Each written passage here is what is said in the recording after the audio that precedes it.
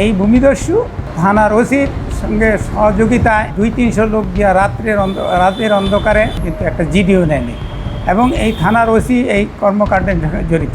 প্রধানমন্ত্রী এলাকা যদি এইরকম হয় অন্য কোনো এলাকায় কী অবস্থা হবে? 29 এপ্রিল ঢাকার মিরপুর পল্লবীর তালতলা আজিজ মার্কেট এলাকা। দিনের আলোতেই এই জমির উপর দাঁড়িয়ে ছিল এক বিশাল টিন শেড স্থাপনা, মজবুত ইটের দেয়াল, এক চিলতে কোলাহল। কিন্তু ঘড়ির কাঁটা যেই 30 এপ্রিল সকাল ছিল, চারপাশের মানুষের চোখ চড়ক গাছ। এক রাতের ব্যবধানে আস্ত একটা বাড়ি যেন হাওয়ায় মিলে গেল। সামনে পড়ে আছে কেবলই এক খাখা শূন্য মাঠ। তবে কি কোনো দৈত্য দানব বাড়িটি রাতের বেলা উঠিয়ে নিয়ে গেল? বাস্তবতার দুনিয়ায় আরব্য রজনীর কোহেকাপনগরের গল্প চলে না। তাহলে এক রাতে এই অলৌকিক কাণ্ড ঘটালো কি? কোনো অদৃশ্য জাদুমন্ত্র, নাকি পর্দার আড়ালে থাকা কোনো রক্তমাংসের মানুষ? অনুসন্ধানের গভীরে নামতেই ভাঙলো অন্ধকারের নীরবতা।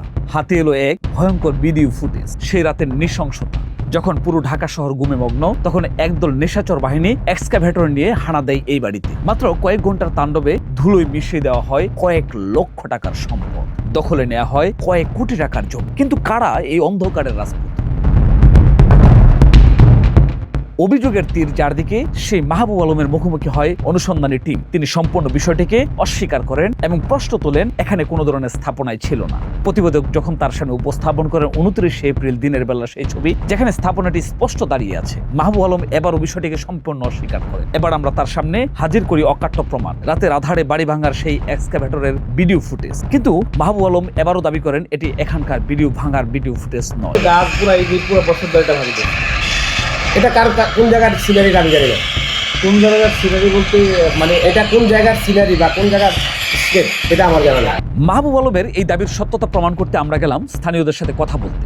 অনুসন্ধানের টিম যখন সরজমিনে পরিদর্শনে যান, দৃশ্যপটে হাজির হন মনির নামের এই ব্যক্তি, যার কথা আমরা প্রথমেই জেনেছিলাম। প্রথমে তিনি প্রতিবেদন টিমকে হেনস্থ করার চেষ্টা করলেও পরে তিনি অবস্থা দৃষ্টে আচরণের জন্য ক্ষমা চান।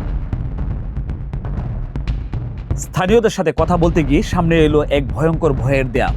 অজানা এক আতঙ্কের থমকে আছে পুরো এলাকা। ভয়ে কেউ মুখ খুলতে রাজি নয়। অবশেষে কথা হয় ওই রাতের 3 সিট বিল্ডিং এ অবস্থান করা 2 অটো চালকের সাথে, যারা ওই রাতে ঘটনাস্থলে উপস্থিত ছিলেন। মানে ওই যে ওই পাশে যেরকম দেখতেছেন এরকম টিন দেয়া, টিনের সাবরা ওই পারে যে ইট আছে, হ্যাঁ সাবরাটা যেভাবে আছে, হ্যাঁ ওই পর্যন্ত ছিল। এই মাঝখানটা এই ওয়ালটা নতুন করে হয়েছে। হ্যাঁ মাঝখানে এই ওয়ালটা পরবর্তীতে হয়েছে আর কি। মানে ওই দিন রাত্রেবেলা থেকে শুরু হয়েছে আর কি। এটা একবারে পুরোটা স্থাপনা ছিল, এই মাঝখান দিয়ে অল্প একটু রাস্তা ছিল আর কি, মানে গাড়ি বের হওয়ার জন্য।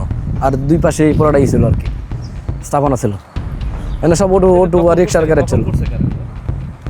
দখল করছে এই মাহবুব আলম গং, উনি দখল করছে আর কি। দুজনই মানে এই আশেপাশে এই প্রজেক্ট তো ওনারই, উনি হয়তো এটার মাধ্যমে উনি নিয়ে নিছে আর কি। মানে বিশাল বেকুটি হয় না, অনেক জনবল নিয়ে এসে অস্ত্র নিয়ে এসে আর কি দখল করছে। এনে তো অনেক লোক ছিল এটার ভিতরে, লোকজন আর কি সরে গেছে ভয়ে আতঙ্কে। মানে এনে তো স্থানীয় নয়, সবাই বারাটিয়া, কেউ রিক্সা চালায়, কেউ অটো চালায়, এরকম আর কি। এই জন্য ওনারা চলে গেছে, ওনারা ভাঙে মালামাল যা সব নিয়ে গেছে। অনেক টাকার মালামাল ছিল, টিন, রড, ওটু সহ নিয়ে গেছে, ব্যাটারি যা সব নিয়ে গেছে। ওনাদের মতো করে সব নিয়ে নিয়েছে আর কি। টিন নেয় এখানে, টিন এরিয়া বা কারেন্টের তার ছিল, এই কারণে সবাই দূরে ছিলাম আর কি। গত 50 বছর যাবৎ সিএস, আরএস ও এস এ রেকর্ডিয়ম ধারাবাহিক মালিকানা নিশ্চিত থেকে খাজনা খারিজ প্রদান করে বুক দখল করে আসছেন মোহাম্মদ আলী গং। 5 দশকের দখলীয় সম্পত্তি ও স্থাপনা হারিয়ে মোহাম্মদ আলী এখন নিরাপত্তার শঙ্কায় ভুগছে। আমাকে যে কোনো সময় করতে পারে, কিল করতে পারে, যে কোনো সময় মেরে ফেলতে পারে। এবং সন্ত্রাসীগুলোকে তাকে পুরা যোগাযোগ, তারা সন্ত্রাসী নিয়ে এই কাজকর্ম করছে এবং লেখক নিয়ে এই কাজকর্মের মূল নায়ক। আর এই ভূমিদস্যু মাহবুব আলম শেখ আর মানিক পল্লবী থানার প্রশাসনিক কর্মকর্তা যেমন থানার ওসির সঙ্গে সহযোগিতায় এই জায়গাটা ভাঙাচোর করে 200-300 লোক দিয়া রাতের অন্ধকারে ট্রাক দিয়া সব নিয়ে যায়।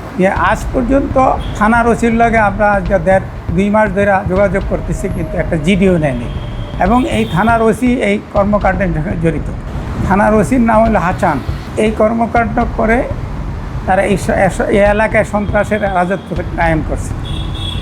এই পুরো এলাকায় এই অবস্থা, খালি আমার একা জায়গা না, আমার এই জায়গাটা বাড়িঘর করা ছিল, এই অবস্থায় তারা ভাঙে নিচ্ছে। কিন্তু আজ পর্যন্ত প্রধানমন্ত্রী এলাকা যদি এইরকম হয় অন্য কোনো এলাকায় কী অবস্থা হবে? প্রধানমন্ত্রী এলাকায় আইনশৃঙ্খলা এবং এই পল্লবী থানার কোনো প্রকার পুলিশ প্রশাসন কাজ করতেছে না।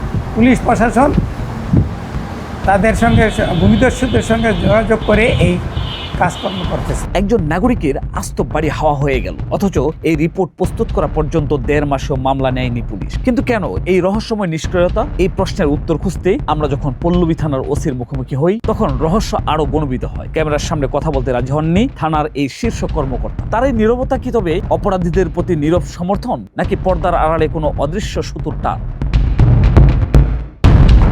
পল্লবীর আজিজ মার্কেট তালতলার এই ঘটনা কেবল বিচ্ছিন্ন কোনো ঘটনা নয়। তথ্য বলছে গত 1 বছরে শুধু ঢাকাতে জমি সংক্রান্ত এই জবরদখলের ঘটনা 500-র অধিক ঘটেছে। সারা দেশে এর পরিমাণ আরো ভয়াবহ।